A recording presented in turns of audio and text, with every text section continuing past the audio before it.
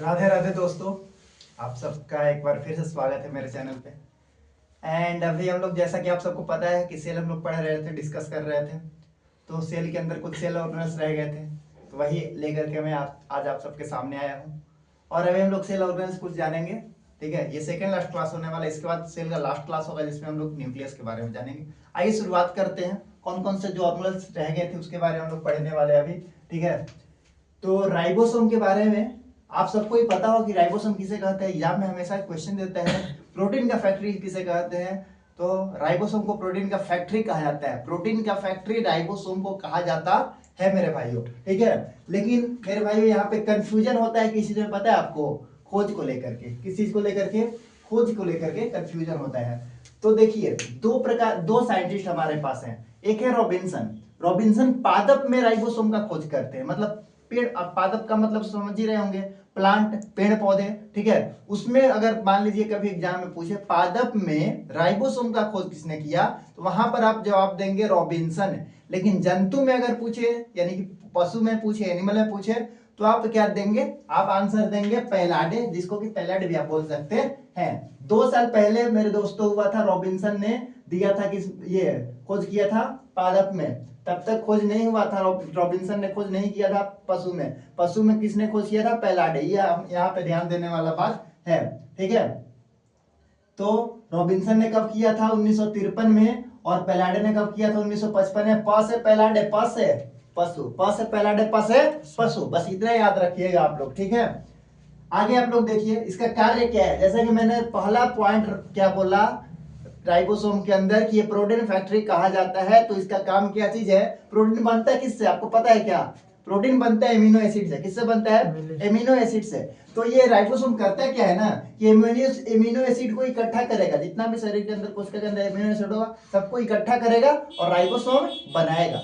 मतलब फैक्ट्री में क्या होता है, सारा जितना भी रॉ मटेरियल्स होता है उसको इकट्ठा किया जाता है। उसके बाद फैक्ट्री से वो मैन्युफैक्चर होता है ना। तो रॉ मटेरियल्स एमिनो एसिड जो प्रोटीन बनाता है उसको इकट्ठा करेगा राइबोसोम, और उसके बाद प्रोटीन बनाने का काम करेगा। तो वही मैंने यहाँ पर 2 चीज लिखा हुआ है, एमिनो एसिड को इकट्ठा करता है और प्रोटीन का संश्लेषण करता है, मतलब प्रोटीन बनाएगा। ठीक है, ताकि दूसरे ऑर्गन्स को प्रोटीन मिल सके। राइबोसोम मेरे भाई 2 प्रकार का होता है, एक होता है 70S और एक होता है 80S, यानी कि 70S राइबोसोम। कभी कभी आपके एग्जाम में क्वेश्चन देता है, ज्यादातर रेलवे में, ठीक है, कि प्रोकैरियोटिक कोशिकाओं में कौन सा राइबोसोम पाया जाता है। तो आप तो वहां कंफ्यूज हो जाएंगे। राइबोसोम तो आपने पढ़ा है, राइबोसोम कौन सा पाया जाता है तो आपको पता ही नहीं है। तो ज्यादा टेंशन लेने वाला बात ही नहीं है।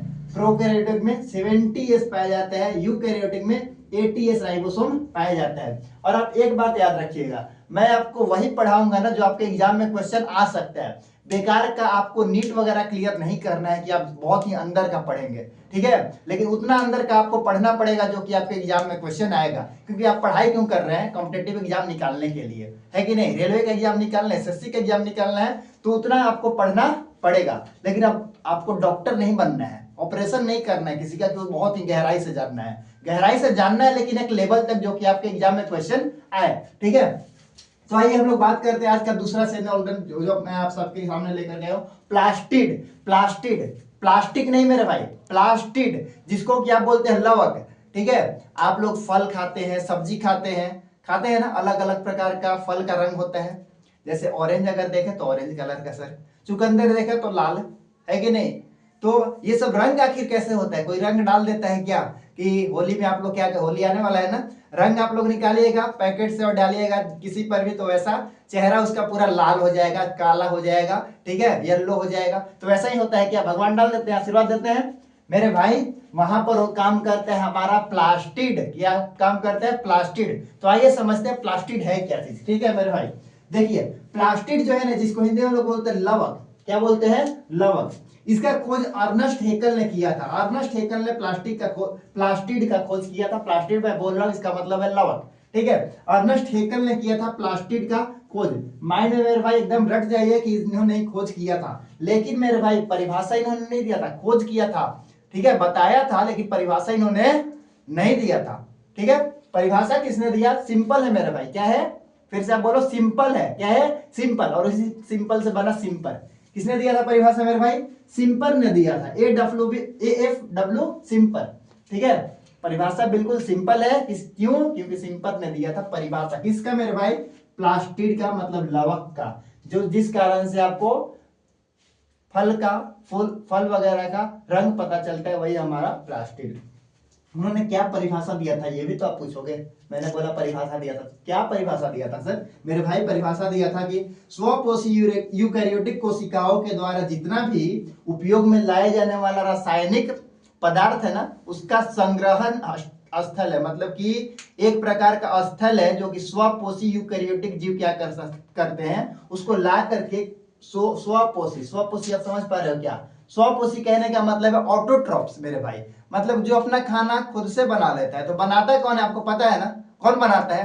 प्लांट। सिंपल सा चीज है, प्लांट बनाता है, मतलब पेड़ पौधे बनाते हैं। हम लोग तो स्वपोषी है नहीं, है कि नहीं? समझ में उम्मीद करता हूँ आ रहा होगा। अगर नहीं आ रहा होगा ना मेरे भाई, कमेंट में आप बताइएगा कि आपको आ रहा है या फिर नहीं आ रहा है। नहीं आ रहा है तो सर दिक्कत आपको कहाँ है ये भी बताइएगा, ताकि मैं आगे आने वाले वीडियोस को और भी बिल्कुल आसान भाषा में आपको समझा पाऊँ। ठीक है, तो मैंने क्या बोला? स्वपोषी। और स्वपोषी का मतलब आपको क्या बताया?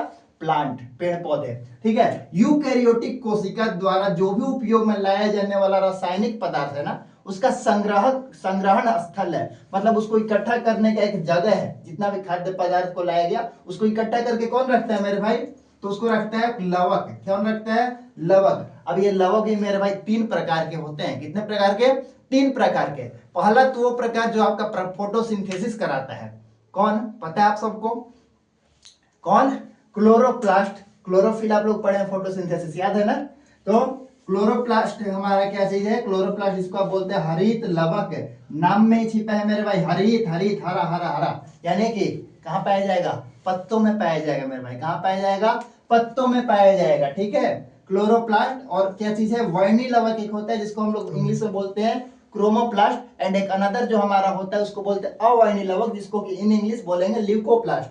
ठीक है, 3 मैंने बताया, क्लोरोप्लास्ट, क्रोमोप्लास्ट और ल्यूकोप्लास्ट। क्रोमोप्लास्ट को हिंदी में बोलेंगे हरित लवक, और क्लोरो को हरित लवक, क्रोमो को बोलेंगे वर्णी, वर्णी मतलब रंग वाला, और ल्यूको को बोलेंगे अवर्णी, बिना रंग का। ठीक है, तो याद रखिएगा इस बात को। तो हम लोग बात करने वाले हैं क्रोमोप्लास्ट का, यानी कि हरित लवक का। सर हरित लवक जो होता है ना आपका, हरित लवक गोल होता है। आप पहले आता था ये कैसेट वगैरह आता था। आजकल कुछ भी करना नेट पे सर्च करो मिल जाएगा, लेकिन पहले मूवी देखना होता था ना मेरे भाई, तो कैसेट आता था गोल गोल डिस्क की तरह, वो चलते रहता था, बीच में खाली होता था और बिल्कुल ऐसा गोल होता था। आप सबको अगर ना मालूम हो तो आप लोग नेट पर देख लीजिए, वैसे सबको मालूम होगा। ठीक है, तो ये कैसा होता है? डिस्क की तरह होता है, गोलाकार होता है, और या फिर अंडाकार होता है। अंडाकार कहने का मतलब ओवल शेप में होता है। ठीक है, इसका काम क्या है सर क्लोरोप्लास्ट का? तो मेरे भाई मैंने क्या बताया? प्रकाश संश्लेषण में बताया था जस्ट, कि प्रकाश संश्लेषण में क्लोरोफिल। ठीक है, तो इसका काम क्या चीज है? प्रकाश संश्लेषण, जहां पे यानी कि जो प्रकाश है, प्रकाश संश्लेषण कैसे प्रोसेस होता है? नाम में प्रकाश है, तो यहाँ पर लाइट चाहिए, सनलाइट चाहिए ना, तो ये सोलर एनर्जी को क्या करता है? अवशोषित करने का काम करता है। इसका पहला काम क्या है? सोलर एनर्जी को अवशोषित करना। ठीक है, कहाँ पाया जाता है? अगर आपसे कोई पूछे तो आप क्या बोलेंगे? आप बोलिएगा पत्तियों में पाया जाता है। क्या चीज? क्लोरोप्लास्ट, इट मीन्स हरित लवक। ठीक है, उम्मीद करता हूं आ रहा होगा। और क्या काम है इसका? खाद्य पदार्थों का भंडारण या संश्लेषण करता है। मैंने तो शुरू में ही बताया कि लवक का काम क्या है? खाद्य पदार्थों का संग्रहण करना। किस चीज में? स्वपोषी यूकैरियोटिक कोशिकाओं में। कंफ्यूज होना नहीं है। ठीक है, आगे आप देखिए इसका आकार क्या होता है। ये काफी ज्यादा इंपॉर्टेंट है, इसलिए मैं इसके बारे में कुछ और बातें भी लेकर के आऊं कि आकार कैसा होता है। तो इसका आकार होता है 1 से 2 माइक्रोमीटर। अब ये माइक्रोमीटर क्या है मेरे भाई? एक माइक्रोमीटर का मतलब होता है 0.000 mm, डेसिमल, ध्यान दीजिएगा, 0001 mm। इसका मतलब क्या होता है? 1 माइक्रोमीटर। ठीक है, 1 माइक्रोमीटर। माइक्रो को हम लोग ऐसे लिखते हैं। ठीक है, तो इसका साइज कितना होता है? 1 से 2। साइज कहने का मतलब है हाइट, इसका मतलब ये नहीं है व्यास। इसका व्यास कितना होता है? 5 से 7। देखिए मैंने यहाँ लिखा हुआ भी है, व्यास कितना होता है? 5 से 7। ठीक है, और हाइट कितना होगा? 1 से 2 माइक्रोमीटर। और कैसा होगा? तो गोल होगा। बार बार इसलिए बोल रहा हूं कि क्योंकि आपके आने वाले एग्जाम के लिए इंपॉर्टेंट है मेरे भाई।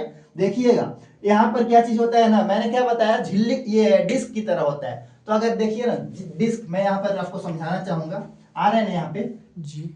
यहाँ पर क्या चीज है? एक हो गया हमारा सर्कल, और उस सर्कल के ऊपर ये बाहर वाला सर्कल हो गया। तो अगर आप ध्यान देंगे तो ये एक डिस्क की तरह रचना हो गया, बीच में खाली है, ठीक है, एक यहाँ पर और बीच में क्या है, खाली है, दूसरा हमारा सर्कल इधर है। तो जो दोनों को अलग कर रहे हैं, यानी कि ये जो स्पेस है ना मेरे भाई, यहाँ वाला स्पेस, इस स्पेस का भी कुछ नाम है। अगर आपको याद हो तो पदार्थ में क्या होता है, जो छोटा छोटा कण होता है वहां पर एक स्पेस होता है, आप लोग उसको बोलते हैं इंटरमॉलिक्यूलर स्पेस बोलते हैं ना। इंटर का मतलब हो गया दो चीजों के बीच का स्पेस, तो यहाँ पर नाम उसी तरह से इंटरमेम्ब्रेनर स्पेस, इंटरमेम्ब्रेनर स्पेस। ये मेम्ब्रेनर कहां से आया, तो मेम्ब्रेन से आया, क्योंकि यहाँ दो झिल्ली है, पहला झिल्ली ये, दूसरा झिल्ली ये, तो वहां से हमारा बनना इंटरमेम्ब्रेनर स्पेस, ठीक है मेरे भाई।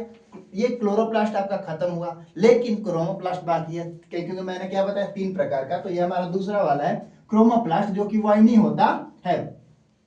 ये कहाँ पाया जाता है मेरे भाई, जैसे कि ये पत्ती में पाया जाता है, तो ये पत्ती और फल दोनों में पाया जाता है, पत्ती और फल दोनों में। और इस ये दोनों को रंग प्रोवाइड करता है, मतलब दोनों को रंग देता है। इसके अंदर जो वर्णक होता है उसको हम लोग बोलते हैं कैरोटीनॉइड वर्णक। क्या बोलते हैं, कैरोटीनॉइड वर्णक इसको बोलते हैं। और जो आपका तीसरा वाला है उसका नाम है ल्यूकोप्लास्ट, यानी कि अवर्णी लवक। आप ध्यान दीजिएगा, क्रोमोप्लास्ट में कौन सा लवक पाया जाएगा, वर्णक कौन सा पाया जाएगा, तो आप बोलिए कैरोटीनॉइड, ठीक है। और ल्यूकोप्लास्ट जो होता है रंगहीन होता है, कोई कलर ही नहीं होता है, रंगीन कहने का मतलब कलरलेस, ठीक है। ये कहाँ पाया जाएगा, तो ये जड़ में पाया जाएगा और गैर प्रकाश संश्लेषी अंगों में पाया जाएगा, यानी कि वैसा प्रकाश का अंग, सॉरी पौधा का वैसा अंग जहां प्रकाश संश्लेषण नहीं होता है, मतलब कि जो प्रकाश को नहीं अवशोषित करता, वहां पाया जाता है कौन, ल्यूकोप्लास्ट, ठीक है। आलू में पाया जाता है ल्यूकोप्लास्ट, कलर नहीं होता है, ध्यान रखना आपको, कौन सा लवक में कलर नहीं होता, तो आप बोलेंगे ल्यूकोप्लास्ट, ठीक है। इसके बाद आता है आपका, मैंने अभी 2 बताया, राइबोसोम आपको क्लियर कराया, लवक क्लियर कराया, पीछे के वीडियोज में माइटोकॉन्ड्रिया, गोल्गी वगैरह सारा है। और यहाँ पर अभी लास्ट है हमारा सेंट्रोसोम। क्या है, सेंट्रोसोम, तारकाय, ठीक है। तारकाय का खोज किसने किया था, तो बेंडेन ने किया था, तारकाय यानी कि सेंट्रोसोम का खोज बेंडेन और फ्लेमिंग ने, ठीक है। एलेक्जेंडर फ्लेमिंग नहीं बोल रहा हूँ, एलेक्जेंडर फ्लेमिंग कोई और है, यहाँ पर मैं बेंडेन और फ्लेमिंग का बात कर रहा हूँ। इन दोनों साइंटिस्ट ने मिलकर के सेंट्रोसोम का खोज यानी कि तारकाय का खोज किया था, लेकिन नाम इन्होंने नहीं दिया था। भाई बहुत अटपटा सा है, खोज कोई और करता है, नाम कोई और करता है, कोई और रखता है, जिस कारण से हम स्टूडेंट्स को क्या होता है ना, याद करने में दिक्कत होता है। लेकिन आपको कोई दिक्कत नहीं होगा, बस आप रिवीजन करते रहिएगा, ठीक है। एंड अपने दोस्तों को भी शेयर कीजिएगा वीडियोस, ठीक। तो बेंडेन और फ्लेमिंग ने क्या किया था, सेंट्रोसोम का खोज किया था। नाम किसने रखा था, बोवेरी ने रखा था, बोवेरी ने नाम रखा था, बोवेरी, बोवेरी 3-4 बार बोलिए, याद हो जाएगा। बोवेरी ने सेंट्रोसोम का नाम रखा था, 1888 ईस्वी में रखा था। 1888 से आपको कुछ याद आ रहा है क्या, याद कीजिए। तो 5 सितंबर सर्वपल्ली राधाकृष्णन का जन्म है ना। तो कभी भी आप पढ़ाई करें ना मेरे भाई, कुछ भी अगर आता है डेट वगैरह, उस डेट को आंख बंद कीजिए, याद कीजिए कोई डेट रिलेटेड है क्या। इससे क्या होगा, आपका जीके जिस इतना ज्यादा स्ट्रांग हो जाएगा ना कि मैं आपको क्या बताऊं, ठीक। नाम किसने रखा था, बोवेरी ने 1888 ईस्वी में, जब सर्वपल्ली राधाकृष्णन का जन्म हुआ था उसी साल। और ये पाया किसमें जाता है सेंट्रोसोम, तो पादप कोशिका में नहीं पाया जाता है। सबसे बड़ा बात क्या चीज है, पादप कोशिका में नहीं, केवल और केवल जंतु कोशिका में पाया जाता है, पशुओं में ही पाया जाता है, हम लोगों में पाया जाता है। इसका आकृति कैसा होता है, बेलन की तरह होता है, बेलन यानी कि ये मार्कर की तरह आकृति होगा, ये भी तो बेलनाकार है, तो आकृति कैसा होगा, बेलन की तरह। कार्य क्या है, तो सीलिया फ्लैजेला, शायद मैंने दूसरे वीडियो में इसके बारे में डिस्कस किया, यहाँ मैं नहीं कर पाऊंगा, दूसरे वीडियो में मैंने डिस्कस किया हुआ है, दूसरा लेक्चर बायो का उसमें, ठीक है। तो उम्मीद करता हूँ समझ में आ रहा होगा। एंड वीडियो को कम से कम लाइक तो जरूर करके जाइएगा, और चैनल को सब्सक्राइब आपने नहीं किया तो सब्सक्राइब कीजिएगा, दोस्तों के साथ शेयर भी कीजिएगा, ताकि मैं और भी ज्यादा मोटिवेट हो सकूं और आपके लिए और भी अच्छी अच्छी बेहतरीन वीडियोस बना सकूं।